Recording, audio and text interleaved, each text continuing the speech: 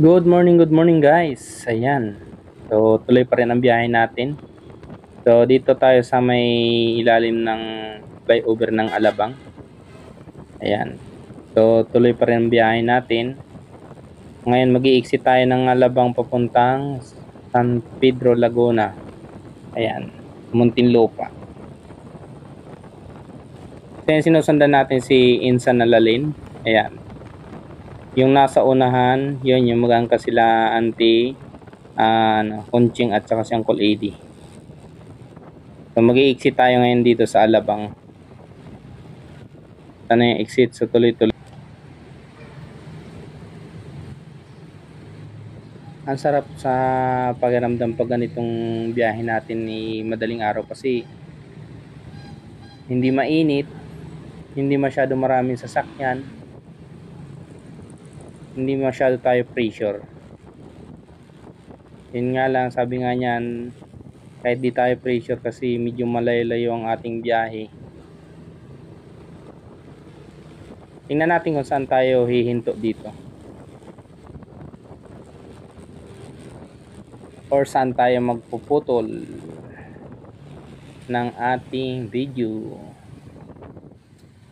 So, chill ride lang tayo dito.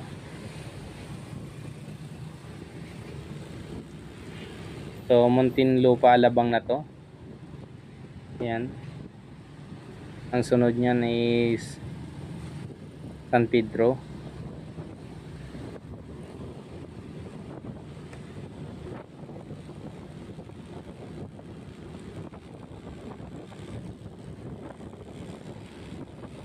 Masarap din talaga magbiyahe pag pag ganito na may kasama ka.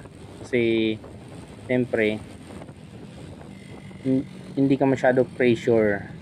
Chill ka lang eh. Lalo na kung ang kasama mo chill lang din na nagra-rides or chill lang yung takbo. So, tamang takbuhan lang talaga papuntang Bicol tayo ngayon.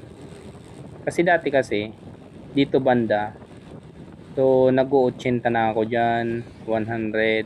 Kasi, umalis ako nun, alas 12 ng madaling araw. So, ganun talaga yung takbuhan ko nun.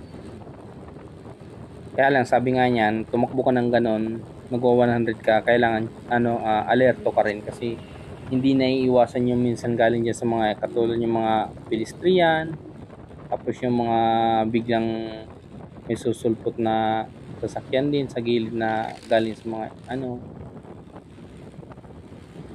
kaliwat kanan na kalsada. So iiwasan din natin yan.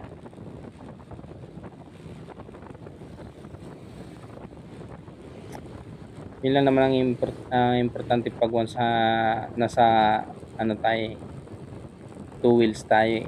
So maging alerto, naka-condition yung ating brake, gulong, di ba? So yun yung kailangan natin. Kasi doon nakasalalay yung takbo mo rin. Kung pwede ka bang tumakbo na mabilis kasi yung brake mo okay naman siya, di ba?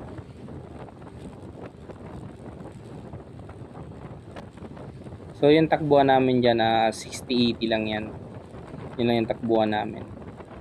Hindi naman tayo pwedeng sumagad kasi pag sumagad ako dyan, may iwanan silang dalawa, sila Uncle Eddie at saka si Insan Nalalin. Pero si Insan Nalalin naman, makakasabay ito sa akin kasi yung motor niya bago, tapos bukod sa bago ang motor niya, pa siya, scooter. So, bira lang siya ng bira. Hindi katulad sa atin na pag sa naramdaman natin na hirapan yung makina ng motor natin, magbabawas tayo ng cambio, di ba? So, sa mga akyatan naman yun.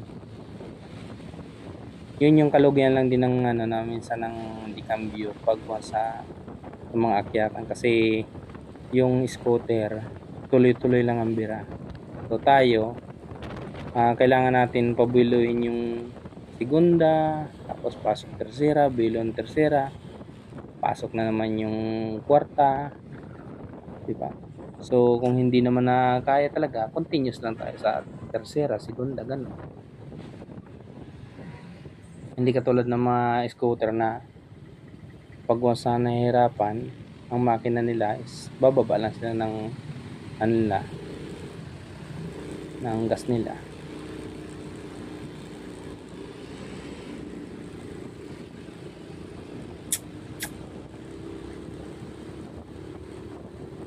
Medyo mabilis yung takbo nila dito.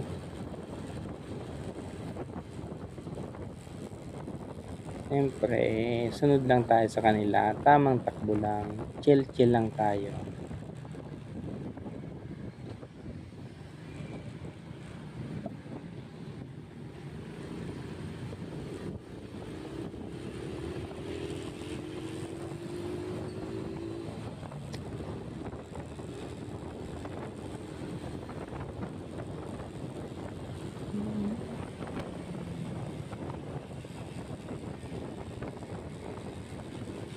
Ganito kagandang kalsada pag once na madaling araw.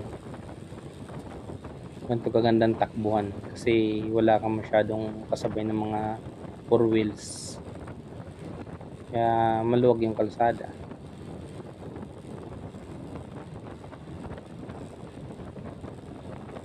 So maintain lang yung takbuhan natin dito kasi nakasunod lang tayo dito kay Insan Alalin. Nauuna dyan si Uncle Ida at saka si Auntie Conching.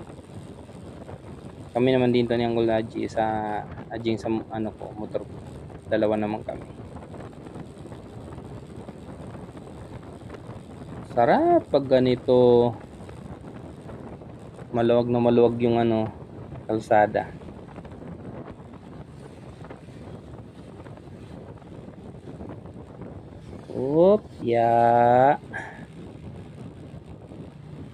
Minor muna tayo. Ang laki ng truck na yan.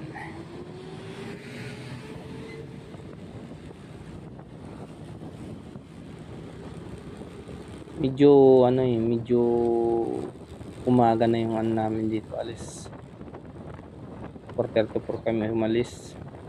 Samantalang ako nung umalis nung mag-isa lang ako. Umalis ako noon alas 12. Kaya dumating ako doon sa amin sa Coco, Barangay Coco sa Comsor is alas 9 na ng umaga. Ganon kabilis yung takbo ko noon. So ngayon hindi natin alam kung anong oras tayo makakarating ng crossing Pasakaw Comsor. So yun yung natin, yun yung destination natin kasi doon yung bahay ng aking lola na maalam na rin. So kung bakit kami uwi dahil sa kanya.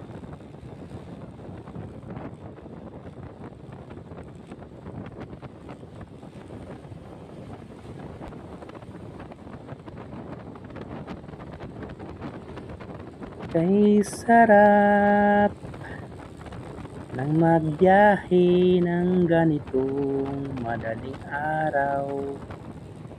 Hindi mainit, walang masyadong sasakyan.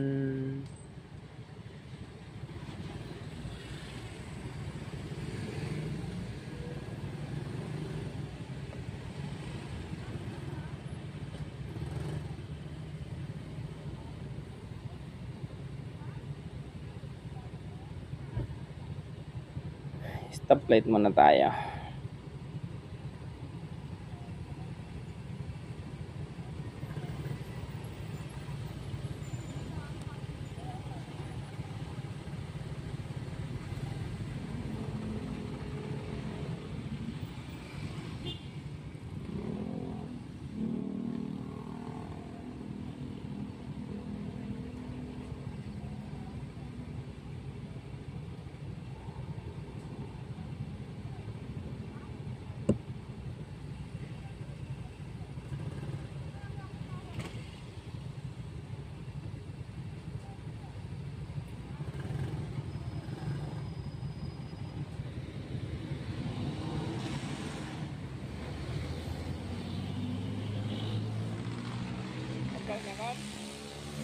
Tol, ayos ka lang dyan?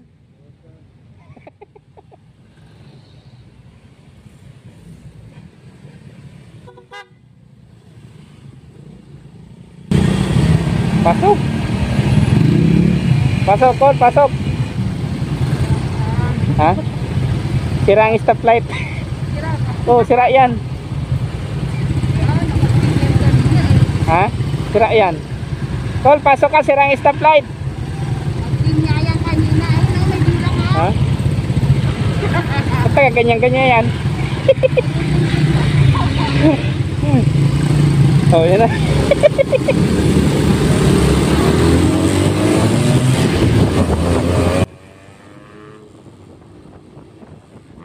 So yun, so sorry insan lalinang ko lady. Hindi ko expected kasi na ano magi-green yung ano stoplight niya kasi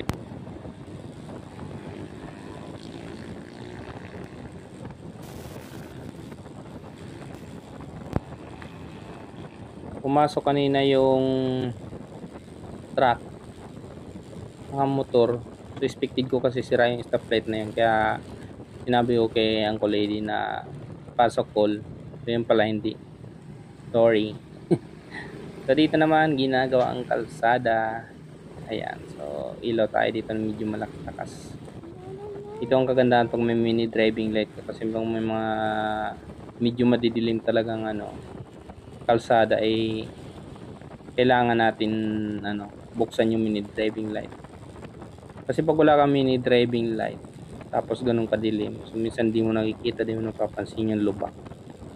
Pero pag may mini driving light ka, nilawan mo, so kitang kita kung may lubak o wala.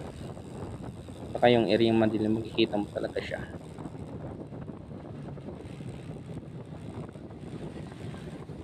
So yun, sana ba itong lugar? Hindi ko ito kabisado, pero ano pa to? San Pedro. Ako pa ito naman San Pedro ata. Hindi ko masyado kabisado itong lugar nito dito. Kasi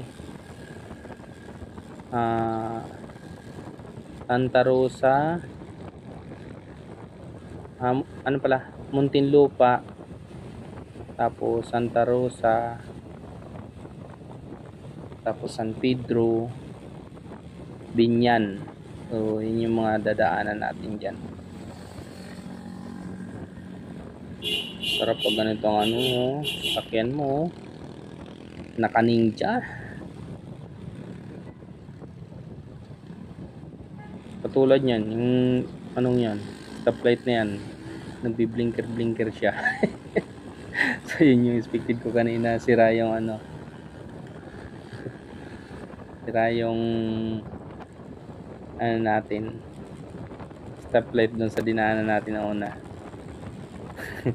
Yun pala eh, goods pala yun.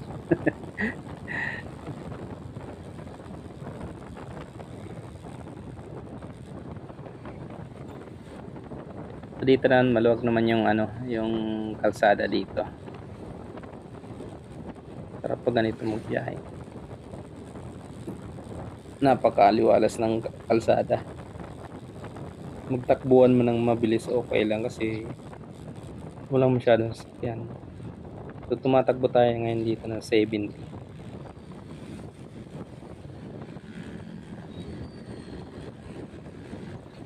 Ayan.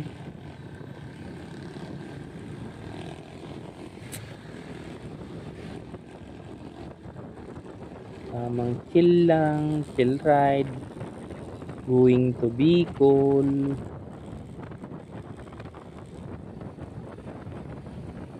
Gumagalaw yung ating ano dito, side mirror. Kailangan higpitan tong side mirror kasi pag ano eh, nalulubak siya, nagalaw siya, wala sa align.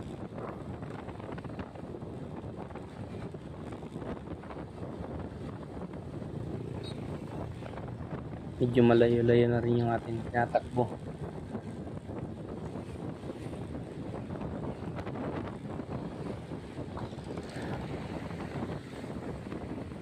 So siguro magano tayo, magkaka tayo is Binyan muna. So saka natin i-continuous ulit guys pagdating ng Binyan.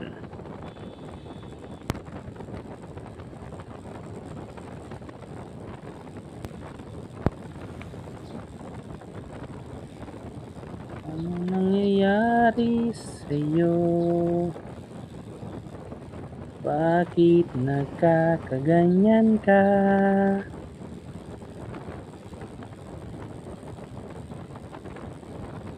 Tamang chill lang ang takbuhan papuntang Bicol ang biyahe natin.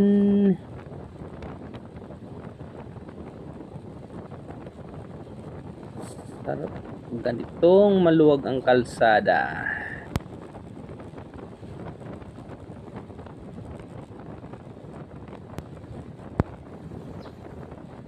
Tuloy-tuloy lang ang ating takbuhan.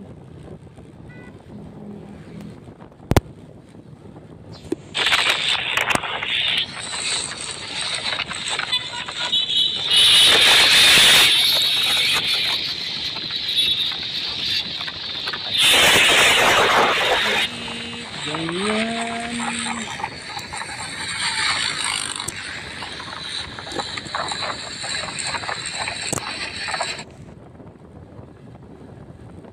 Ang nangyayari.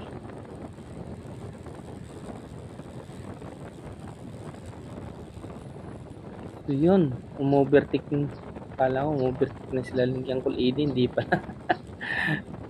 Hindi lang napansin hindi ko napansin.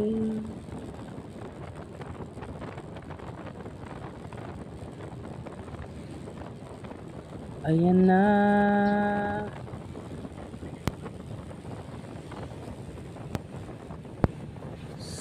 Sabi niya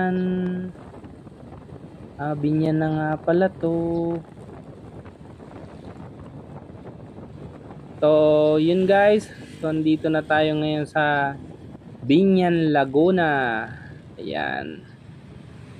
So, next naman na natin to. Ayan, si Uncle Eddie is in.